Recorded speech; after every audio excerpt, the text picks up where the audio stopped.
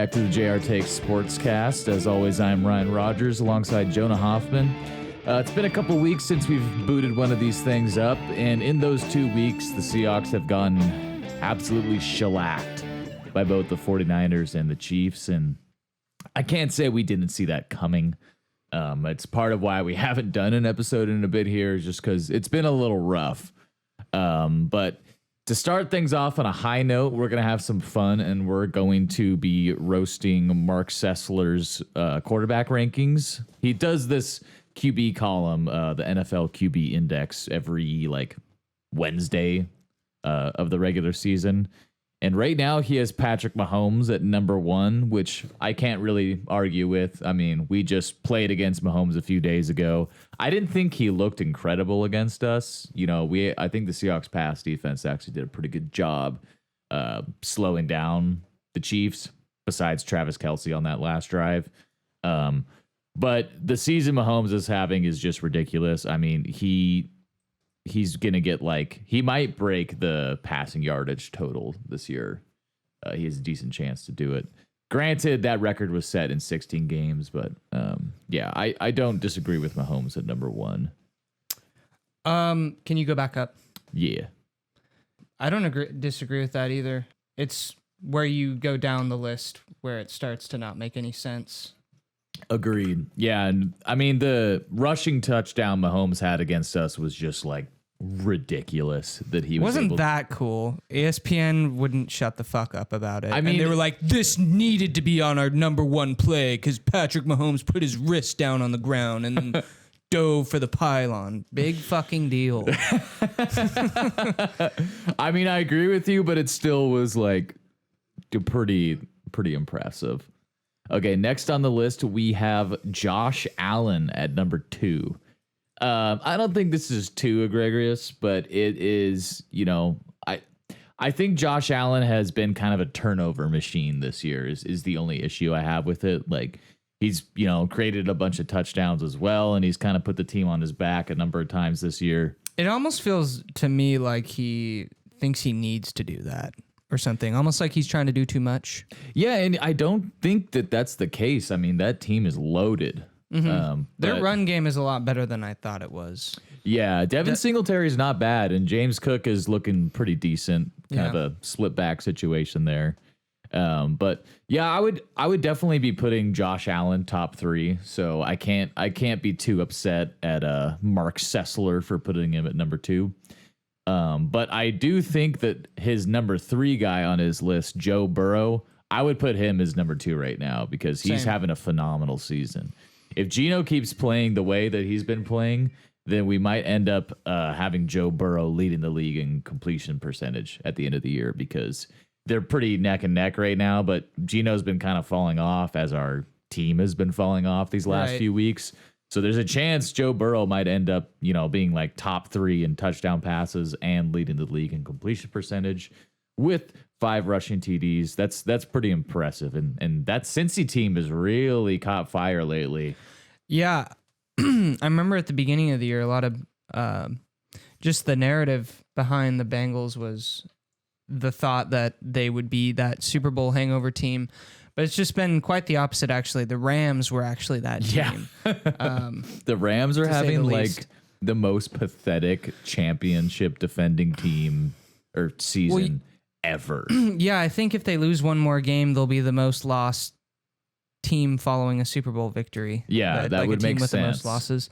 The only thing that's kept them from doing that is the emergence of Baker. And, well, they just absolutely fucked up the Broncos. Well, yeah, and Baker's looked really good though. He's starting to make me feel better. I'm flipping back on the other side.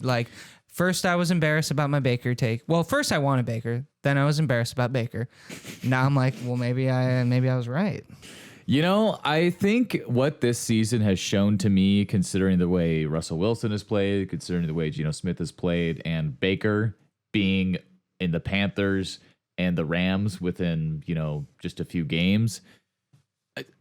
To me, I think it's really solidified the take that a quarterback situation really dictates their performance. Mm-hmm. Look at the Panthers. That organization is a dumpster fire. Coaching sucks. no quarterback has played well for the Panthers this season. You put Baker on a Rams team without a lot of their weapons. And even with that better coaching staff in LA, he looks like a competent, efficient quarterback. He right now, Baker looks to me like how he looked in 2020 on the Browns, which is a good quality quarterback. But anyways, moving on the list. This is where I start to get a little bit of an eyebrow raise. Justin Herbert at number 4. This is just a no for me. As Randy Jackson once said, it's going to be a no for me, dog. Justin Herbert, number 4. Let's just look at the numbers right now. So, okay, 4,254 pass yards, great. 21 pass touchdowns, fine. Not amazing. If anything, I'm not impressed with that number, but whatever. 10 interceptions, average.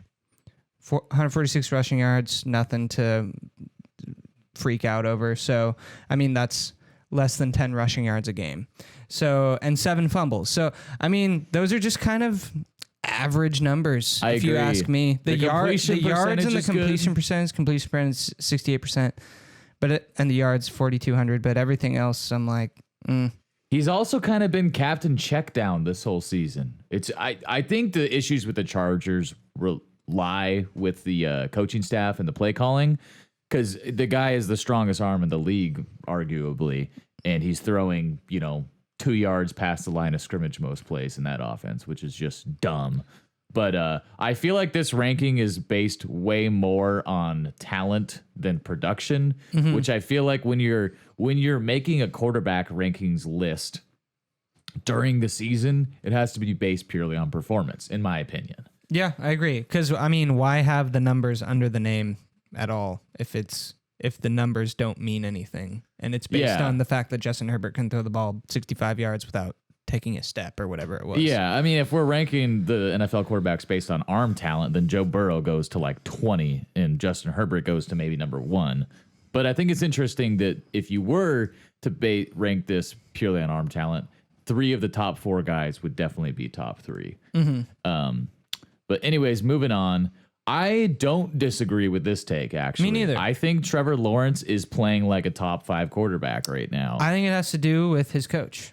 I think Doug Peterson, one of the best coaches in the league. I mean, look at how Carson Wentz did under Doug. I really wanted us to hire Doug as our OC 2 years ago. I'm glad we didn't, because Shane Waldron's proving to be pretty good. I don't like what Shane called against the Chiefs on Sunday, but overall, he's been solid, I think. I mean, I don't really think we had a chance to win that game anyway, but... No, we got our ass kicked.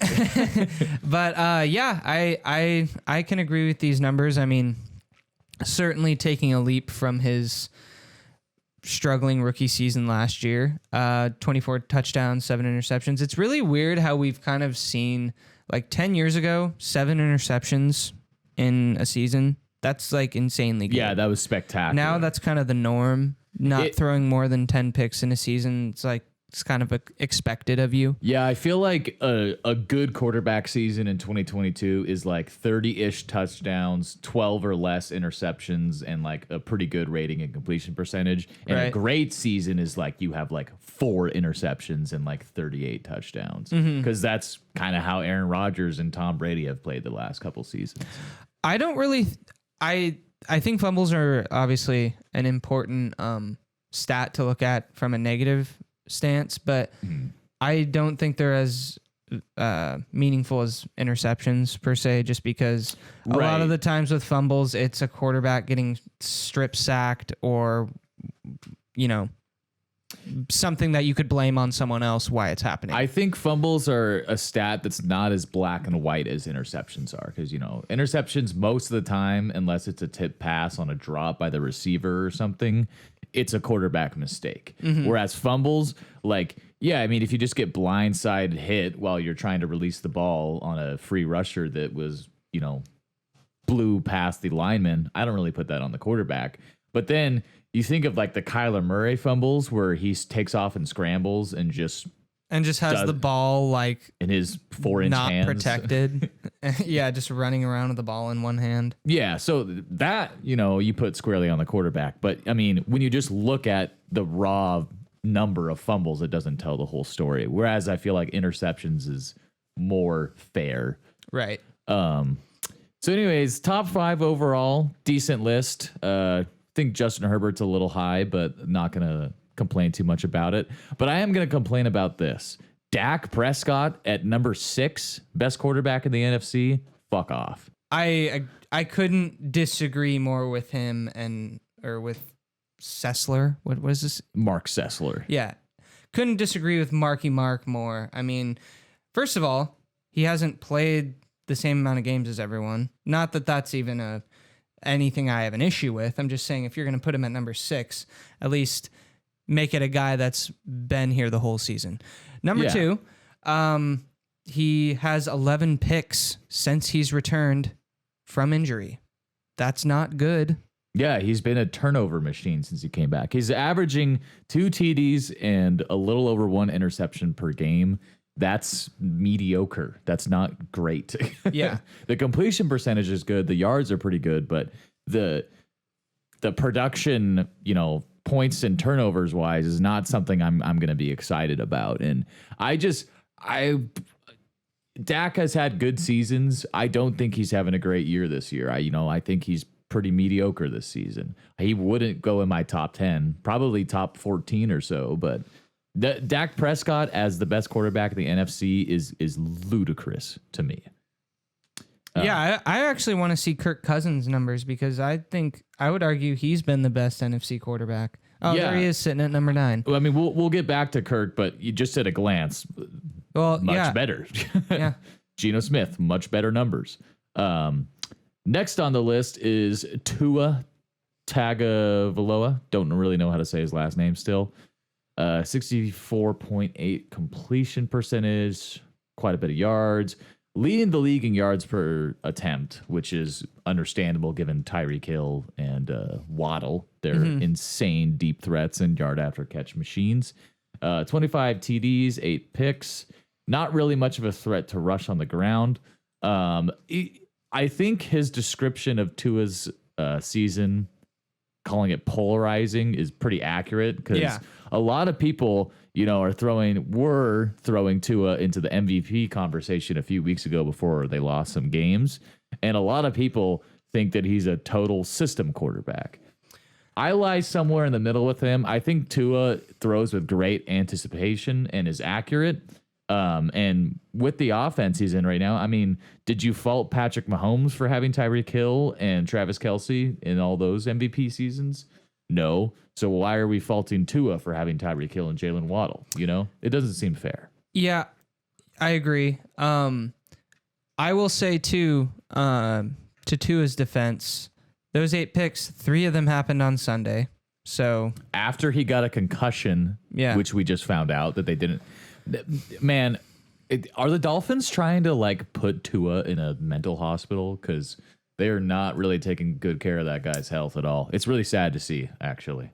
Yeah, I didn't know that. That's too bad. What I was going to bring up, going away from the whole concussion thing, was the Dolphins in their 4-game skid. They lost 4 in a row. 3 or 4, yeah. It might be 4, yeah. They've lost to a really good team in that 4-game stretch. They've lost to the Bills, the Niners, I think the Packers.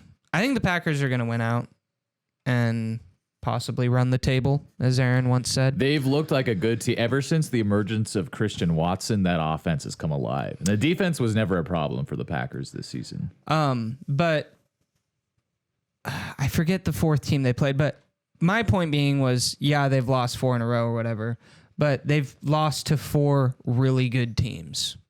So, I mean, and they've been close games. It's not like they've gotten blown out by anyone, but I think 7 feels about right for Tua. That I don't really have too much of a problem with that ranking. Yeah, I agree with that.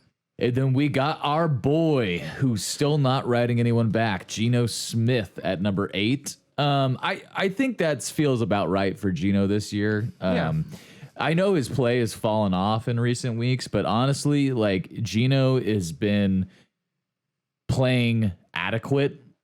Our team has just fallen off really hard since the Bucks game, and it seems to be getting worse and not better because now the offense is sucking. You know, at least against games like the Raiders, you know, the offense was moving the ball just fine and the defense couldn't stop a nosebleed. But now we have an issue where the defense is mediocre at best and the offense, the wheels have just fallen off. You know, like the offensive line that was overachieving through much of the season has gotten a little banged up, and Austin Blythe looks like he doesn't belong on an NFL roster.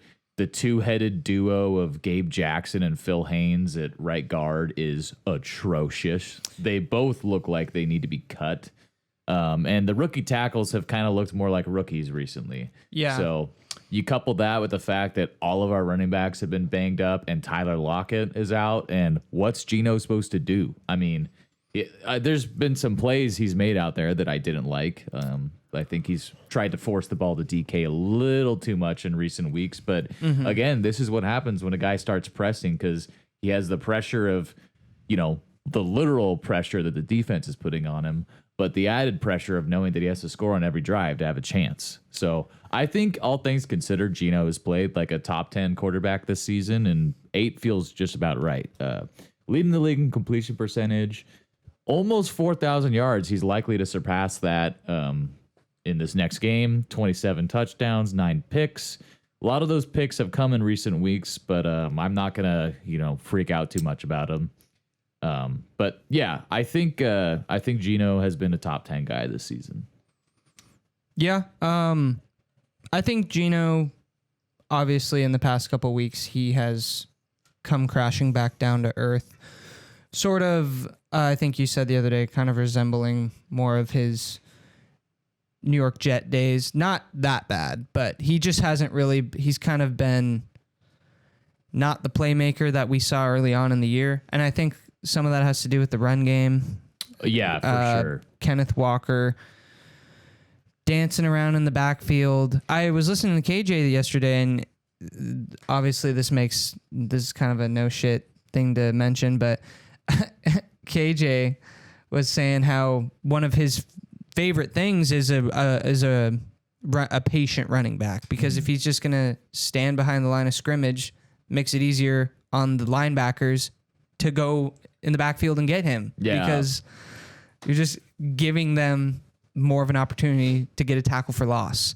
So, and then Pete Carroll, after the game on Sunday, following the Kansas City game, they interviewed Kenneth Walker, and Pete Carroll, word for word, backed up what Kenneth said in the interview, and he said to not be so indecisive with finding holes and making cutbacks.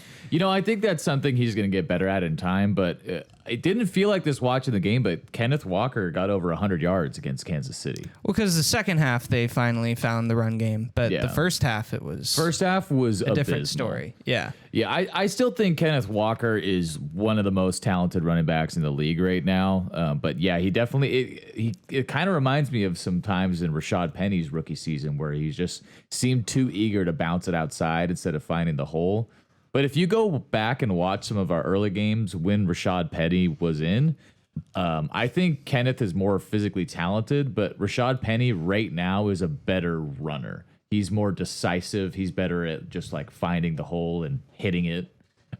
So I hope we re-sign Rashad Penny and get him back for next season, because the 1-2 punch of those two guys really makes our offense dangerous. But moving on to number 9, Kirk Cousins. Kirk has actually had kind of a down year compared to his last few seasons. I know he gets shit on a lot, but if you look purely at the numbers, you'd wonder why Kirk isn't in like Hall of Fame discussions, because he's had a great career statistically, phenomenal career. And the Vikings have a absolute freak second coming of Randy Moss at receiver and Justin Jefferson, which... you almost wonder why his numbers aren't bigger being Kirk Cousins, because he has that guy to throw to every play. But yeah, I think 9 feels about right for Kirk Cousins. I would certainly put him and Geno over Dak Prescott. Yeah, 9 seems about right, I guess. I would put him ahead of Dak, but then again, I wouldn't have put Dak at 6 to begin with. But one thing, I know this isn't really like based on this list at all, but like when I think of the Minnesota Vikings this season, they've been blown out, like embarrassingly blown out a couple times. Let me check something real quick because last I checked, they still had a negative. They do point because differential. they have 11 one-score wins, which is the most in NFL history. Okay, so they're finally above water. They have a net point differential of 5. But at 12-3, having that, they kind of remind me of the 2019 Seahawks because we started off 10-2 and we had like a +2 point differential. Like we were kind of an overachieving bad team. I think year. we had 10 one-score victories that year. We did. We just surpassed that, or they just surpassed us. Yeah, that was, and that was one of the craziest seasons ever to watch because Wilson had so many game-winning drives. It was just crazy, but look what happened to us in the playoffs. We got fucked up by the Packers. So the Vikings scream a one and done or divisional round out playoff team to me this year. And part of that is on Kirk Cousins, but still, getting to the playoffs, having good numbers is top 10 worthy, in my opinion. To me, it's kind of weird. They almost seem like that team, the team that you think, oh, they'll be one and done. No one believes in them. And then they just, for some reason, go to the Super Bowl. Yeah, I could see that happening. See them doing that too. So that's like how the Giants were in their 2 Super Bowl runs with Eli. It's kind of how the Bengals were last year. I felt like they could have just lost immediately, but then they just got hot and beat everyone. I think I picked them to lose immediately in my playoff bracket. Yeah.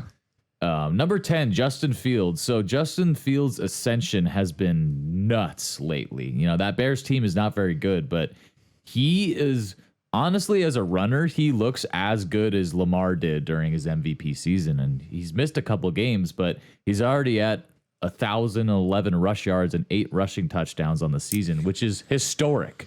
Those kind of numbers have only been hit by 2 other guys, and Vic and Lamar Jackson. So I'm gonna pump the brakes on Justin Fields personally.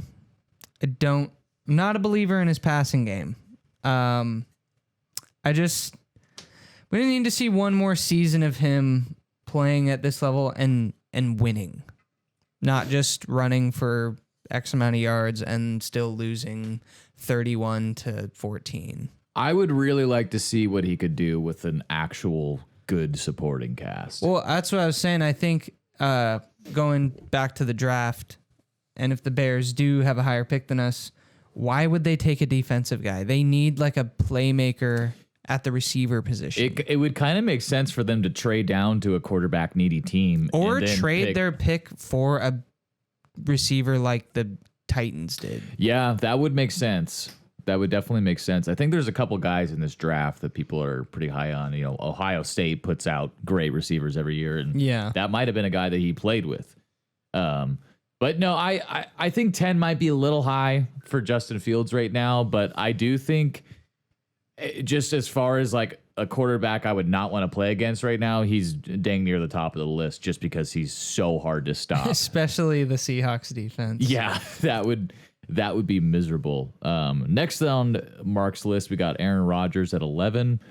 This actually feels about right. He's had for Aaron Rodgers standards, it's been his worst season ever. You go all the way back to his rookie season is the last time he threw over 10 picks. He's made his name as being like the most efficient quarterback in NFL history. But again, I think the Packers, since they've had Christian Watson really like become a threat for them, they've looked like a much better team. And if they run the table here and get to 9-8, they almost certainly will be in the playoffs. And that's a team I wouldn't want to play. No, especially not in the NFC. It's a different story if they make it all the way to the Super Bowl. I'm not sure that the Packers could beat the Chiefs, Bills, or Bengals. However, the NFC is wide open. I could see the Packers running the table. And I mean, who would they play in the first round if they play the? They'd likely be the 7th seed, so they would play the number 2 seed. So that's the Niners, Vikings, I think. Or no, yeah, it would be the Niners. One of the two. Which? Yeah, I guess no, it would be the Vikings right now. But if they drop another game, I think it would be the Niners. Because remember, the Niners have 4 losses. Vikings only have 3. I think the 49ers are the best team in the league right now, but they would probably end up playing the Niners because if they win out, they have to beat the Vikings next week. And do the Vikings have the tiebreaker over San Fran? I'd have to look at the conference tiebreakers. I don't know, but well, yeah. So I feel like if the Packers play the Niners, that's not a recipe for success for them because, well, the Packers are right behind us as far as the most rush yards given up this season. Oh, they've had a hard time stopping the run. Yeah. I didn't realize that. Yeah, then that's not going to fare well for them at all. But I think the Packers could definitely beat a team like the Vikings for sure, the way they're playing right now. Yeah. I think, honestly, I don't think they would beat the Niners, but, stranger things have happened. If there's any dark horse team in the NFC that's going to make a run, I think it would be Green Bay. And I also think, as much as you want to give the Packers the advantage for playing in Lambeau Field, I think they'd be better off playing on the road because they won on the road when they went to the Super Bowl and won it. That's true. And they like to pass. Choke at home all the time in the playoffs. They do, and they love to pass. So I don't know. Lambeau in January, not the most ideal passing conditions. Definitely not. And if you can't stop the run, you don't want to play in the snow. That's for sure. Yeah. Next on the list is Jared Goff, who's quietly having a phenomenal season. I don't think the Lions need to draft a quarterback with their high pick at all. I think they should just commit to Goff. He's our age. He's 28. If the Lions draft another wrecking ball on their defensive line, they will be pretty scary. If they end up with Will Anderson or Jalen Carter, pairing them with Aiden Hutchinson is going to be fucked up. The Lions could seriously make some noise in 2023, I think. Yeah, I'm all for it. I want a good Lions team. Is already a top 5 offense. Yeah. So. Yeah, Amon-Ra St. Brown. Jameson Williams coming back from injury looks legit. So I think if the Lions are really going to turn this thing around and become a decent franchise, just stick to Goff. There's no reason to rebuild with a rookie quarterback when you have all these good pieces around a solid quarterback. He also... I would put Jared Goff over Dak Prescott easily right now, by the way. I don't know if it was career or since the trade, but one of the two, he has better numbers than... Stafford? Yeah. Yeah. Which I think is pretty ironic. I know. It's kind of funny the Rams give up on a guy for an older guy, and it's worked out the way. They won a Super Bowl, so you can't call it a bad trade, but I feel like going forward it might look not so hot. Yeah. Next on the list, this is another one I'm gonna slap the WTF stamp on. Brock Purdy at 13. No. Just no. The guy has played 7 games. He's been the epitome of a game manager, and he's done a great job managing the game, but I wouldn't put him any higher than 20. Who's he ahead of right now? A lot of people. They Brady? put him over Tom Brady. Honestly. Also, so this list doesn't include Jalen Hurts because Jalen Hurts it didn't play that week. Yeah. So I would probably put Hurts as the number 1 NFC quarterback this year. But I don't even really feel like we need to discuss Purdy much. After scrolling past Brock Purdy, no one's name is of relevance. Daniel Jones at 15. That seems about right. And anything past that just doesn't really need to be mentioned. And Brady has okay numbers this season, but I feel like he's been pretty mid, as the kids say. I would put him over Brock Purdy still, though. That's just I can't put a guy that's only played 7 games above Tom Brady right now. That's just silly. You might as well put me ahead of Tom Brady at that point. Daniel Jones of 15. I mean, I guess he's been really boring, but not bad. Yeah. I really don't have much to say about him other than he is a man that plays quarterback in the NFL. He is one of the quarterbacks of all time. Yeah. Gardner Minshew at 16. I feel like we can I love Gardner Minshew, but we don't need to mention any more of these names. I agree. Derek Carr. Holy shit. Derek Carr at 17. I think that's even being kind to him, honestly. We've had a lot of quarterbacks play bad this season, so I guess he's been the best of the worst. So maybe that feels right. But yeah, you got to wonder if the Raiders are going to think about drafting a quarterback in this draft. Yeah. Like, I don't know. They got a lot of issues. They do. But, I mean, Derek Carr is not getting any younger. Yeah. I think he'll sign with someone else. Okay, these next guys I'm going to spend less time on because I don't care about most of them. Andy Dalton at 18. Sure. He's been... They used to call it the Dalton scale, where every year Andy Dalton was ranked as like the 16th best quarterback. So if you had a quarterback that was ranked higher than Andy Dalton, they were good. And if they were ranked lower than Andy Dalton, they were bad. 12 years later, I feel like that's still kind of the case. They got Baker at 19. I would put Baker ahead of Andy Dalton. Are you kidding me? I would too, but I guess if we're judging it off the whole season, I mean, Baker was dog shit with the Panthers. Well, I mean, we're not, though, because Jalen Hurts isn't on this list. So if we're basing it on last week, he blew the fucking Broncos out of the water. Yeah. Yeah. Okay. I agree with you then. Kenny Pickett at 20. Again, this is another guy I don't really know what to say about. I don't know what the Steelers saw in him to pick him in the first round, frankly. 5 passing touchdowns in 11 games. That's pretty putrid, in my opinion. Not good. Not having a great rookie season, so whatever. He's also gotten kind of fucked up. Yeah. Which doesn't surprise me because you look at him and he's not a very big guy. So. No, they call him Kenny Kitten Mittens Pickett for a reason. Sam Darnold, I don't even want to talk. Who calls him that, Ryan? Moving on. Deshaun Watson, I don't even think I'd put him at 22. He's playing awful with the Browns. He looks terrible. And it's been a long time since his 2020 season. Like, that situation is just so absurd to me that they gave up what they gave for him and gave him that fully guaranteed almost $250 million contract. Especially with him being so misogynistic. All right, that's it for this episode. Heineke at 23. Anyway.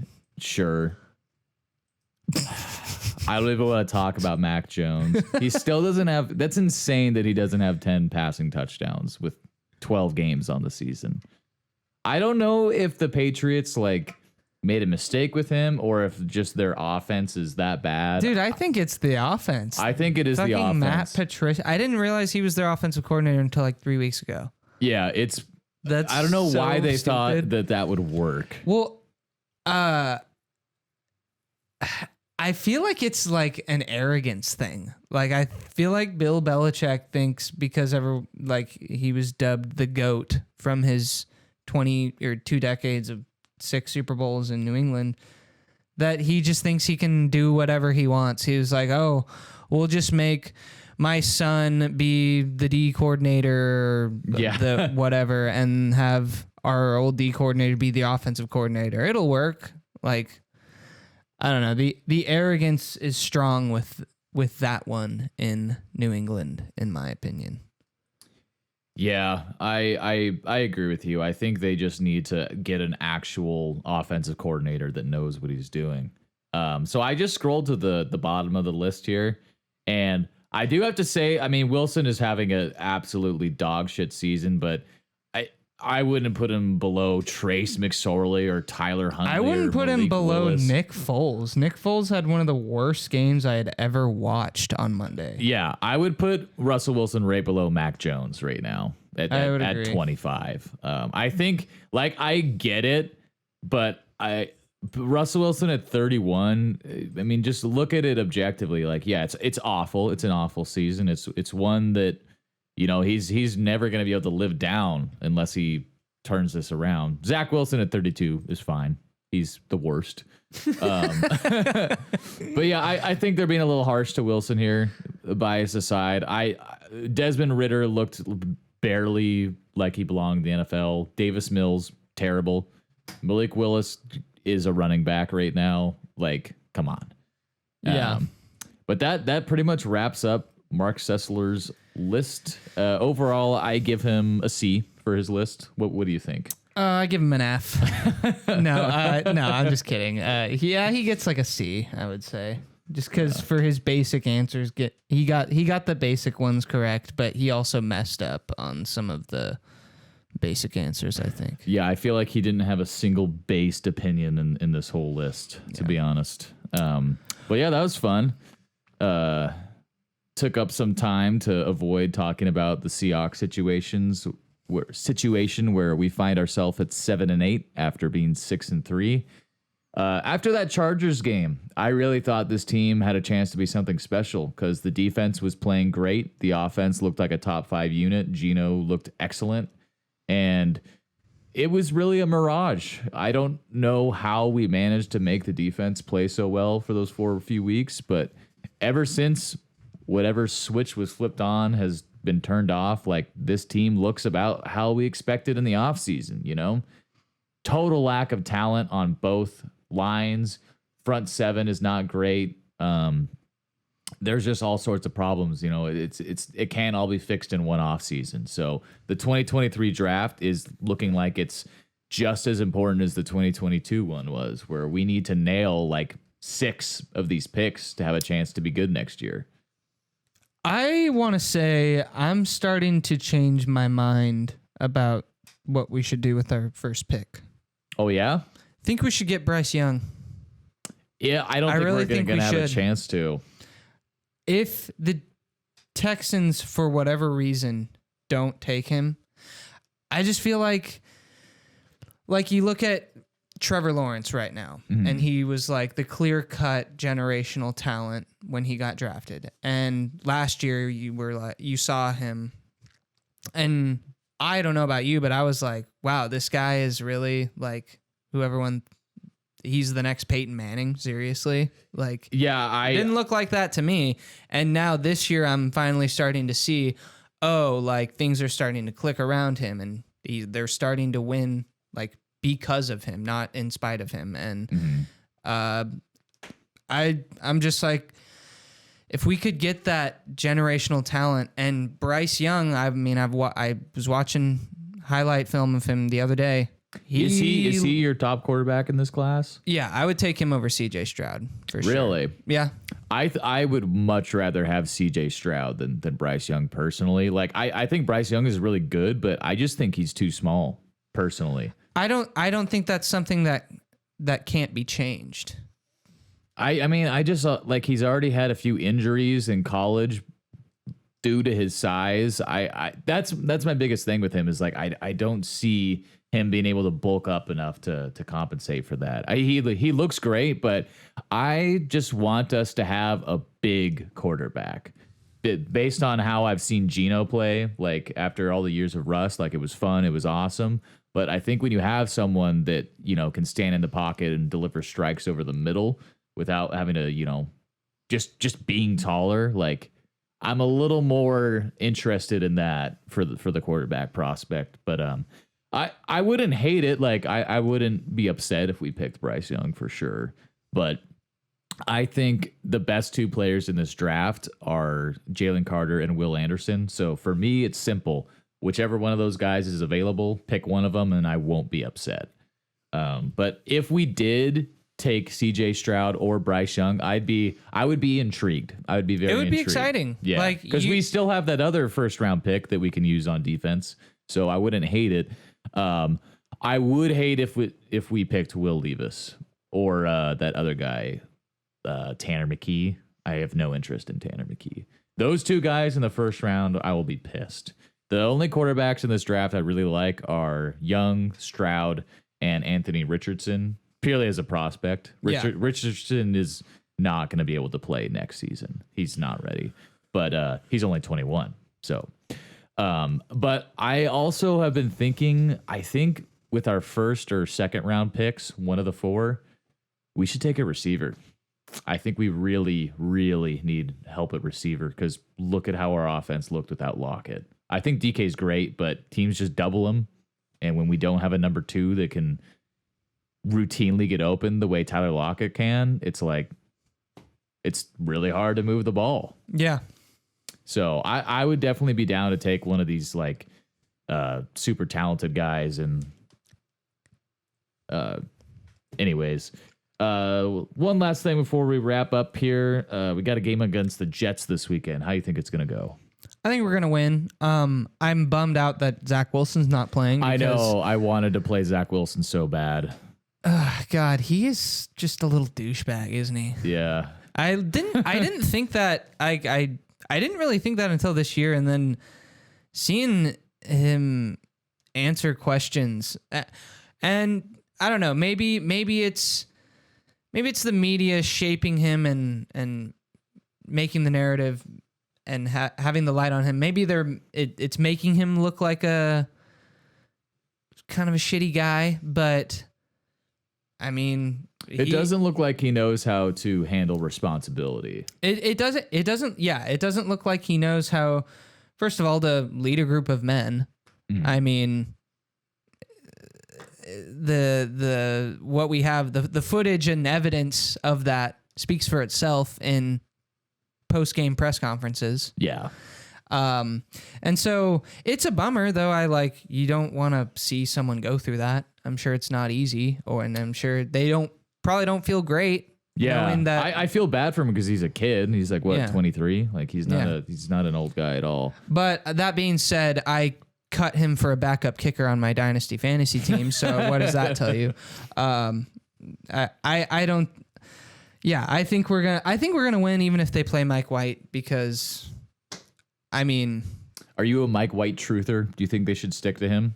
Yeah, I am. But I just don't think we're gonna lose. I think Gino's gonna have something to prove against his old team, and I think that the flash in the pan of the Jets being good this year, I think that's all it was.